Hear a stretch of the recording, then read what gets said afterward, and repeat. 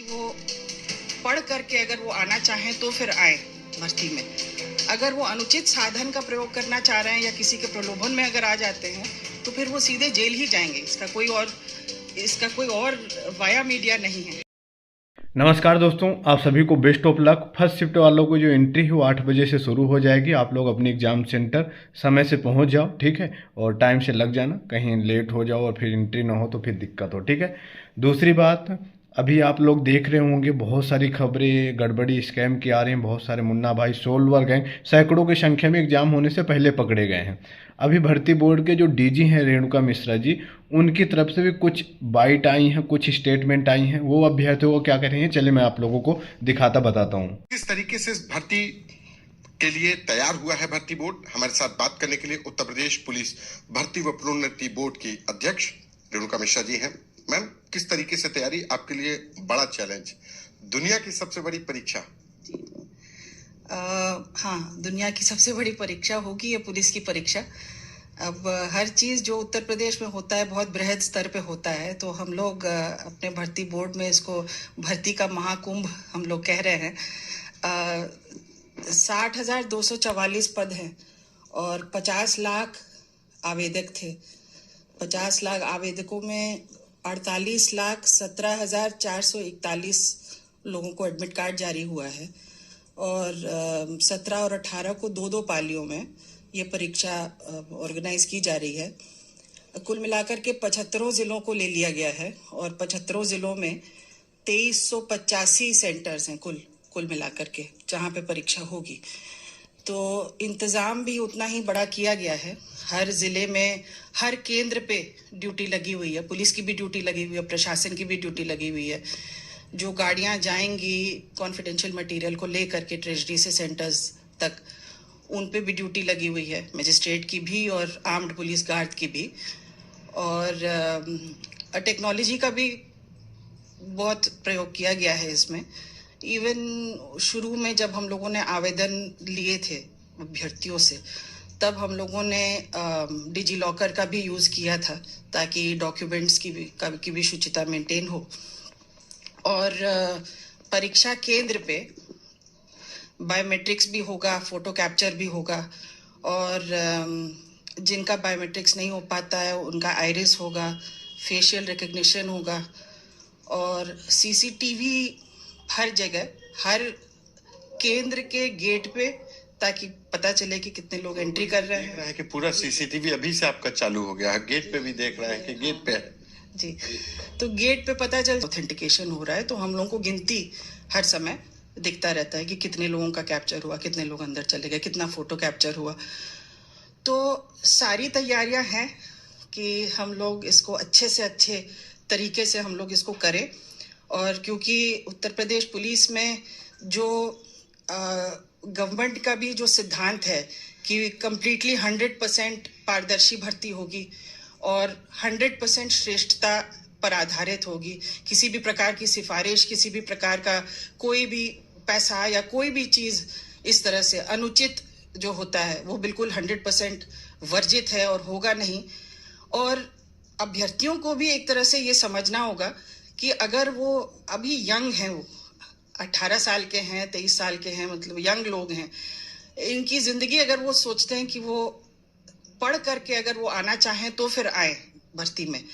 अगर वो अनुचित साधन का प्रयोग करना चाह रहे हैं या किसी के प्रलोभन में अगर आ जाते हैं तो फिर वो सीधे जेल ही जाएंगे। इसका कोई और वाया मीडिया नहीं है, बीच का रास्ता नहीं। अगर किसी को सॉल्वर लगा करके, इंपर्सनेशन करके या फिर चीटिंग का कोई सामग्री अंदर ले गए या किसी भी तरह का डिवाइस अंदर ले गए तो जैमर्स भी लग रहे हैं। तो एक तरह से ना करें तो ही बेहतर है, क्योंकि अगर वो करेंगे तो यही मेरी हिदायत भी होगी कि ये ना करें। और एक अनुरोध भी है कि भर्ती है, ये गरीब परिवारों के लोग आते हैं, उनके लिए ये रोजगार का जरिया है। तो इस रोजगार के जरिए से छेड़छाड़ नहीं करना चाहिए किसी को भी, और इसको कोई एजेंडा बना करके कोई चीज नहीं करना चाहिए। ये मेरे विचार हैं कि इसकी शुचिता को मेंटेन करने के लिए हम सब लोग कटिबद्ध हैं और जितने पब्लिक वाले हैं भी कटिबद्ध हो जाएं। तो मेरे लिए तो हम लोग सोचते हैं कि 48 लाख हैं, बड़ा है, बहुत बृहद स्तर पे है, लेकिन अगर जो सिपाही वहां पे खड़ा है केंद्र पे, उसको तो 100 ही लोगों को अंदर करना है। तो अगर वो अपनी ड्यूटी अच्छे से करे और वो 100% अपना दे तो ये बहुत अच्छे से निकल सकता है। मतलब हर व्यक्ति अपना अपना कोशिशों के बावजूद कई बार सॉल्वर गैंग पकड़ा जाता है और कई बार पेपर लीक कराने वाले पकड़े जाते हैं, तो उसको कैसे रोकेंगे? सॉल्वर गैंग अभी यूपीएससी की परीक्षा हुई आरओ की, उसमें भी सवाल हुए कि पेपर लीक हो गया था पहले से ही। तमाम अभी भर्तियां हुई तो उसमें यूपीएसटीएफ ने कुछ लोगों को पकड़ा, ऑपरेटर की भर्ती हुई तो उसमें एसटीएफ को पकड़ा, वो लोग जो ऑनलाइन भर्ती परीक्षा। कैसे आप लोग इस बार इनको रोक रहे हैं, पेपर लीक कराने वालों को और सॉल्वर गैंग्स को? यूपी में पेपर तो लीक हुई नहीं है कभी, मतलब यूपी पुलिस में और हमारा काफी स्ट्रॉन्ग अरेंजमेंट है। एक तो हम गोपनीयता 100% रखते हैं, दूसरी बात जो बक्से आएंगे भी वो भी कोडेड है, कलर कोडेड है, डबल लॉक्ड है। उस कोड का मुझे भी 4:30 बजे सुबह तक मैं बता नहीं पाऊंगी कि कौन सा कोड यूज होगा, कौन सा लॉक होगा उस कोड का। तो कई तरह का लॉकिंग सिस्टम है जो इस चीज को प्रोटेक्ट करने के लिए बना हुआ है।